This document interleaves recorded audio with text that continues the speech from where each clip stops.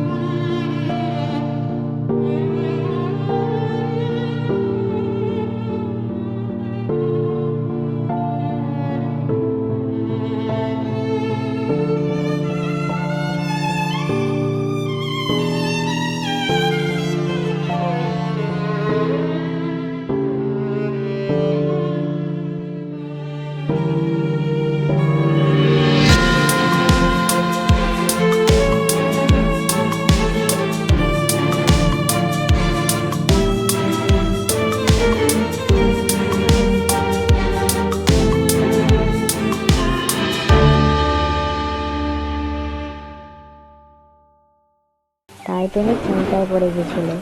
টুনির নিজের থেকে বেশি বান্টির চিন্তা ছিল। কিছুক্ষণ পরে টুনির ঘর ভেঙে যায়। টুনি তখন ভাবছিল যে আজকের দিনটা অন্য কারোর বাড়িতে থাকবো, তারপর বৃষ্টি থেমে গেলে তারা বাসা বানানোর কাজে লেগে পড়বে। টুনি তখন বান্টিকে নিয়ে কালু কাকের বাসায় আসে। কালু ভাই, আমাদের দয়া করে একটু ঘরের মধ্যে নিয়ে নাও, আমরা বৃষ্টিতে ভিজে যাচ্ছি। বৃষ্টি থেমে গেলে আমরা আমাদের নতুন বাসা তৈরি করে ফেলবো। আমাদের বাসা আসলে ভেঙে গেছে। আমার ঘরে একই জায়গা নেই, আবার তোমাদের কি জায়গা দেবো? তোমরা অন্য পাখির কাছে যাও আর সরো এখান থেকে, আমায় বৃষ্টির মজা নিতে দাও। টুনি তখন এক এক করে ওর সবগুলো বন্ধুদের বাসায় যায়, কিন্তু কেউ ওকে থাকতে দেয় না। কি জানি এই পাখিগুলোদের কি হয়েছে। আমি তো সবসময় এই পাখিগুলোদের সাহায্য করতাম। যখনই কোনো জিনিসের দরকার পড়তো আমি ওটাকে পূরণ করে দিতাম। এরা তো আমাকে একটুও দেখলো না। অন্তত আমার ছেলেকে তো দেখতে পারতো, ওকে তো ঘরে আশ্রয় দিতে পারতো, তাও দিল না। মা, তুমি চিন্তা করো না, আমরা কোনো না কোনো জায়গায় ঘর বানিয়ে ফেলবো। আমি আছি তোমার সাথে, তুমি চিন্তা করো না। দেখতে দেখতে ওরা পুরো ভিজে যায়। তখন ওরা কোনো একটা আশ্রয়ের খোঁজে ওখান থেকে চলে যায়। কিছুটা যাওয়ার পরে ওরা একটা গাছের নিচে বসে। গাছটা জারুল গাছ ছিল, তাই গাছটা ওদের জিজ্ঞাসা করে, কি হয়েছে তোমাদের? তোমাদের মন এত খারাপ কেন? আমি আমার শক্তি দিয়ে তোমাদের মন পড়ে নিতে পারবো। তাও আমি চাই তুমি আমাকে বলো যে কি হয়েছে তোমাদের। টুনি তখন গাছটিকে সব কথা বলে। সমস্যা নেই, আমি আমার জাদুই শক্তি দিয়ে তোমাদের একটা শক্ত ঘর বানিয়ে দিচ্ছি। গাছটি তখন তার জাদুই শক্তি দিয়ে একটা সুন্দর ঘর বানিয়ে দেয়। এটা দেখে টুনি আর বান্টি খুব খুশি হয়। গাছ আঙ্কেল, আপনি খুব ভালো।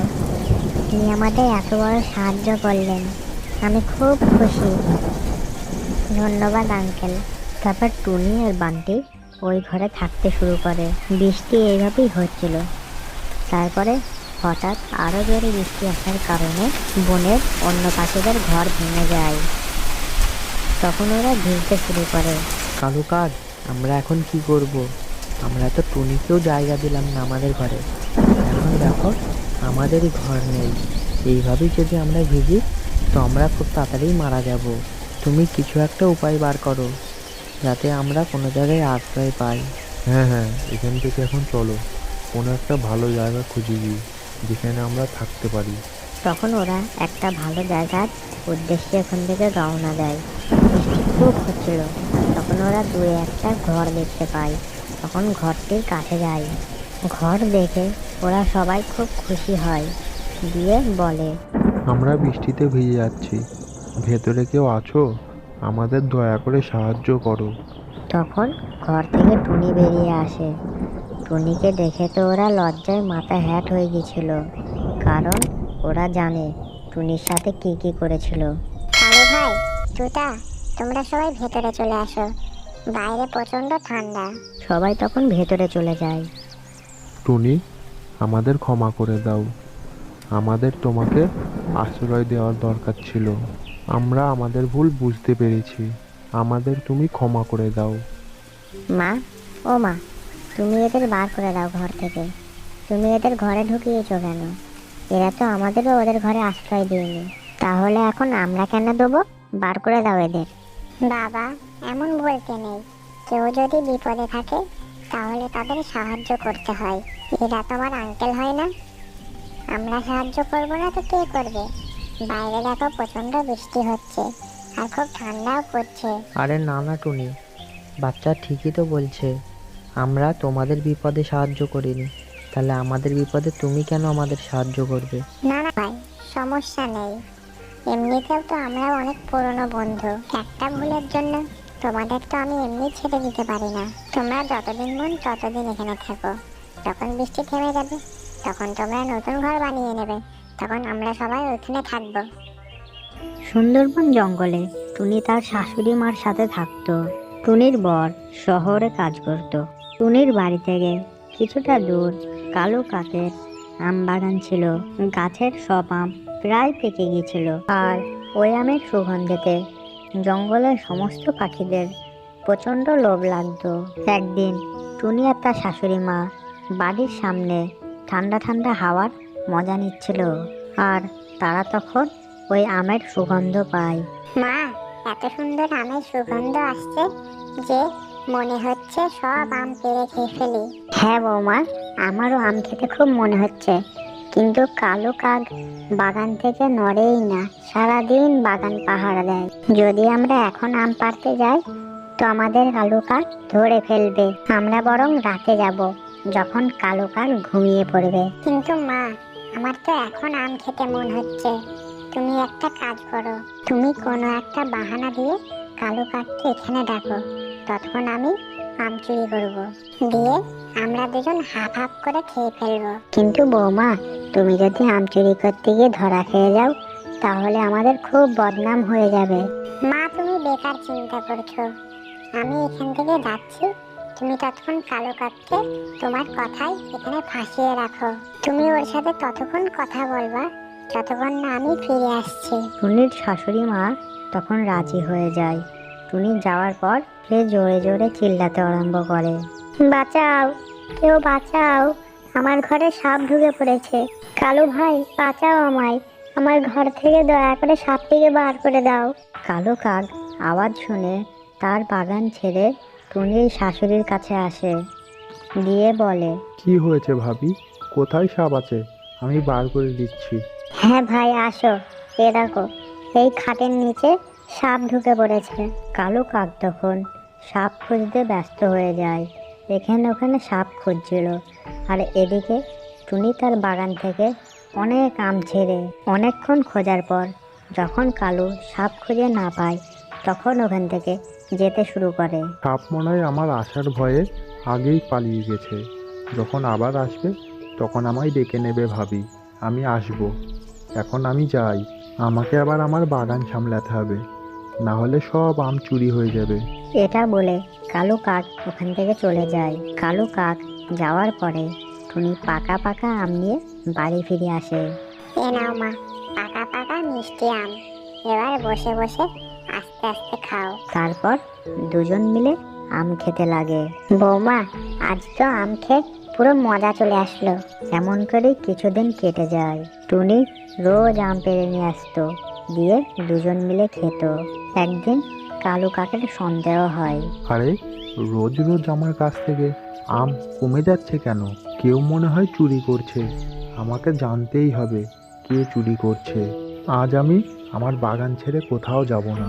দুপুরবেলা টুনির শাশুড়ি কালু কাককে ডাকতে শুরু করে, কিন্তু কালু কাক আজকে যায় না। তখন দুজনাই মন খারাপ করে। বৌমা, এখন আমরা কি করব? এই কালো কাক তো বাগান থেকে আসছেই না। কোনো ব্যাপার না মা, আমরা চুরি করব, কিন্তু দিনে নয়, রাতে, যখন কালো কাক ঘুমিয়ে পড়বে। এমন বলে দুজন মিলে রাতে চুরি করার প্ল্যান তৈরি করে। ওদিকে কালু কাক তার গাছে জাল বেঁধে রাখে। তারপর রাতের বেলা ওরা দুজন আম চুরি করতে যায়। তাড়াতাড়ি করে আম পাড়তে গিয়ে জাল ওদের গায়ে পড়ে যায়, আর ওরা জালে জড়িয়ে যায়। আরে মা, এটা কি হলো? আমরা তো জালে ফেসে গেলাম। সকালে যখন জানতে পারবে, তখন আমাদের মান সম্মান সব ডুবে যাবে। আর তখন কালু কাক চলে আসে আর জোরে জোরে চিল্লাতে শুরু করে। চোর, চোর, চোর! কালু ভাই, চিল্লিও না, সব পাখি জেনে যাবে, আমাদের বদনাম হয়ে যাবে। তুমি দয়া করে চিল্লিও না। কিন্তু তোমাদের জন্য আমার অনেক ক্ষতি হয়ে গেছে। কালু ভাই, আমি তোমার সব ক্ষতি পূরণ করে দেব, তুমি দয়া করে আমাদের ছেড়ে দাও।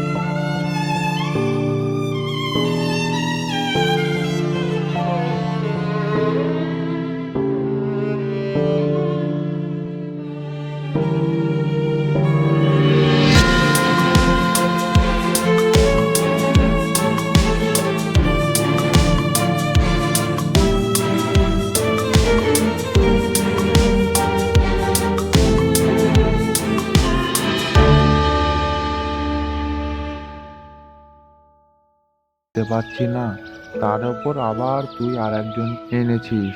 এখন খাবারের খরচ কে দেবে?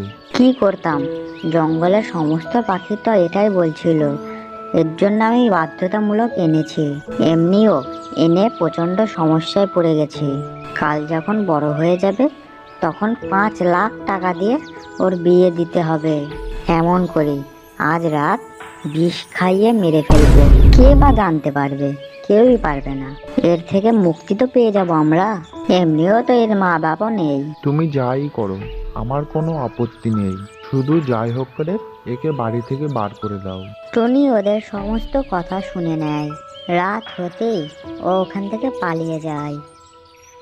যেখানে ও থাকতো সেখানে ওর বাড়ি না দেখতে পেয়ে ও চিন্তায় পড়ে যায়। আরে, এখানেই তো আমার বাড়ি ছিল, আমার বাড়িটা কোথায় গেল? এটা বলে টুনি গোলু পায়রার কাছে যায়। গোলু আঙ্কেল, ও গোলু আঙ্কেল, আমার বাড়ি কোথায় গেল? আমি জানি না তো টুনি, তুমি যাওয়ার পরই কোনো একটা পাখি ওই বাসাটায় রাজত্ব করতো। তারপরে কি হলো, কেন হলো, ওসব তো আমি জানি না। তারপর টুনি নিজের জমিতে চলে যায়। এবার থেকে আমি এখানেই থাকবো, এখানে একটা মাটির ঘর বানাবো। এটা বলে টুনি কষ্ট করে তার পেঁয়াজের জমিতে একটা মাটির সুন্দর ঘর তৈরি করে ফেলে। তারপর থেকে টুনি ওইখানেই থাকা শুরু করে।